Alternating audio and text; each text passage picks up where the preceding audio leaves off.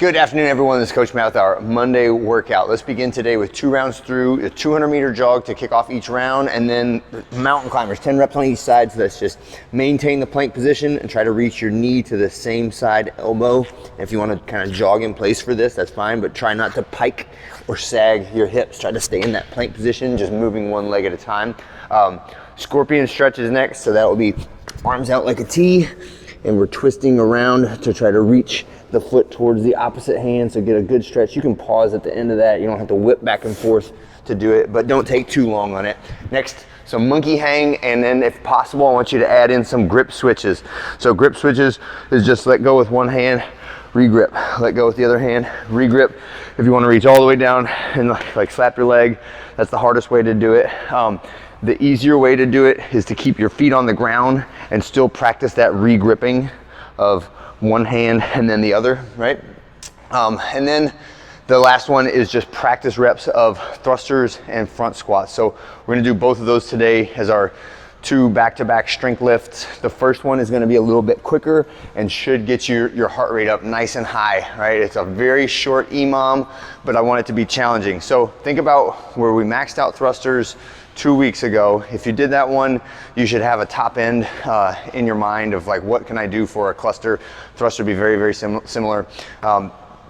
And I want you to start around 65% of that and then try to work your way up. So in other words, I don't want you to ever miss the interval because you're too tired, and I don't ever want you to not get 5 reps because the weight was too heavy. So there's this balance. The sweet spot is what we're looking for of this weight or series of weights that will give you a very high level of challenge, but not cause you to miss the interval or fail any lifts, okay? So that's the area that we're going for.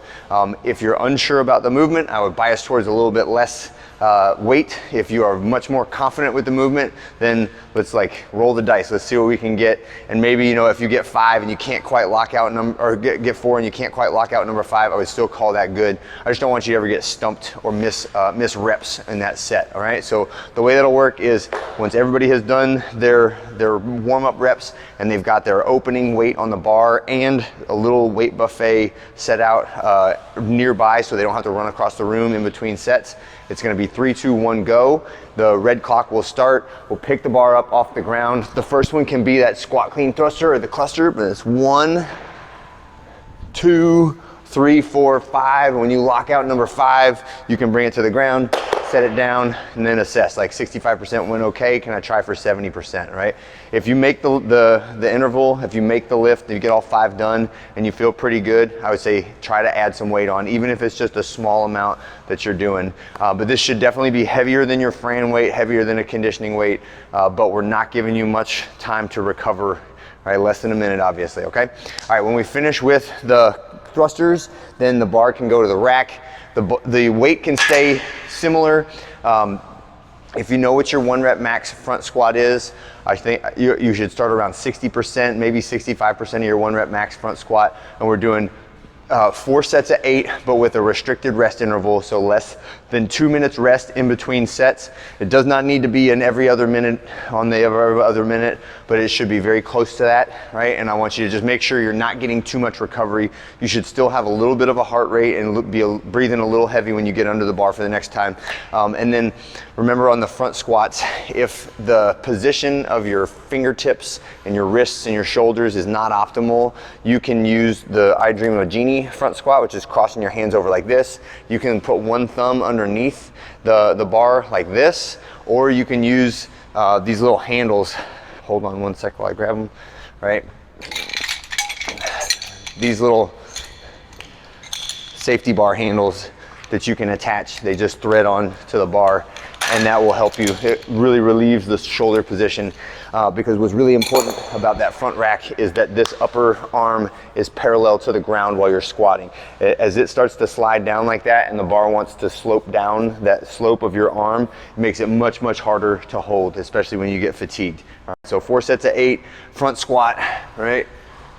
Down, up, and then when you're done, back in the rack, okay? When we finish with all of the lifting, there is a little Tabata cash out interval workout. If you have completely spent all of your energy on the thrusters and the squats, then take the rest of the session and just do some mobility or light stretching or some active recovery cardio. If you want a little blast of some high intensity and get some body weight exercise in, the cash out is Tabata stations, right? So you're gonna do 2 Tabata intervals and then move to the next exercise, 2 Tabata intervals, move to the next exercise, 2 Tabata intervals on the third and final exercise, and then you get a full minute of rest, right? So each of those is minute of work and then a minute of rest, and it's programmed for 3 rounds as prescribed. It's always, if you want to go for more, go for more. The first exercise is pull-ups.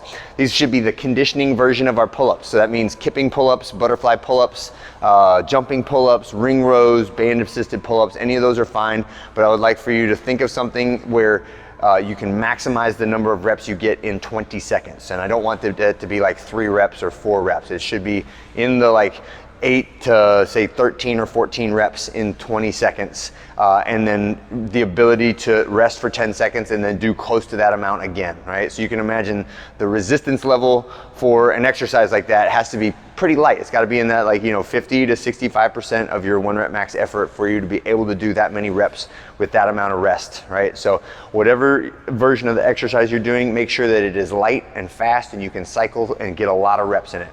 Then we're moving from that to bike calories. So the bike calories, you're literally just sitting on the bike for the full minute.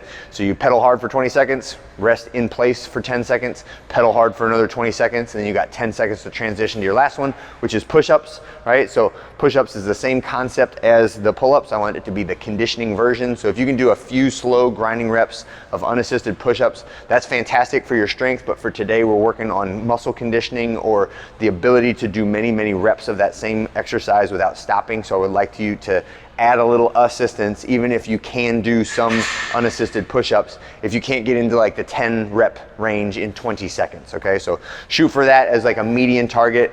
Some of you guys will be able to get 20 reps in 20 seconds or more, right? I'd like for everyone to be in that like 8 to like 12 at a minimum for the first set of it, and maybe it slacks off a little bit as you go into the later sets, okay?